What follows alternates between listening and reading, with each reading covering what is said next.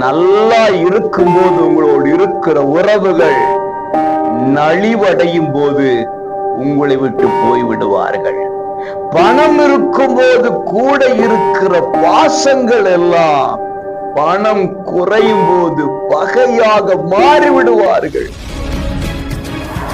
அன்பு உறவுகளே, நல்லவர் இயேசுவின் இனிய நாமத்தில் உங்களை மனதார வாழ்த்துகிறேன்.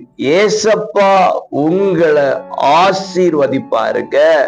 சங்கீதம் 18:18 என் ஆபத்து நாளிலே எனக்கு எதிரிட்டு வந்தார்கள், கர்த்தரோ எனக்கு ஆதரவாயிருந்தார். பிரியமானவர்களே, ஆபத்து காலம், வியாதியின் காலம், இக்கட்டு காலம், கண்ணீரின் காலம், தனிமையின் காலம், புறக்கணிப்பின் காலம், இதெல்லாம் நம்ம சந்தித்து கொண்டுதான் இருக்கிறோம். ஆமாதானே?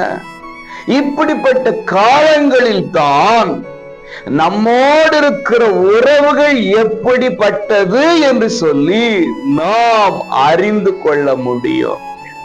பணம் இருக்கும்போது கூட இருக்கிற பாசங்கள் எல்லாம் பணம் குறையும் போது பகையாக மாறிவிடுவார்கள். இன்றைக்கு ஏதோ ஒரு ஆபத்து, ஏதோ ஒரு கடினமான சூழ்நிலையிலே நீங்கள் வாழ்ந்து கொண்டிருக்கலாம். அநேகருடைய ஆதரவுகள் அற்று போன நிலைமையிலே இந்த சத்தத்தை கேட்டுக்கொண்டிருக்கலாம். கர்த்தர் சொல்றாரு, நான் உனக்கு ஆதரவாக இருக்கிறேன்.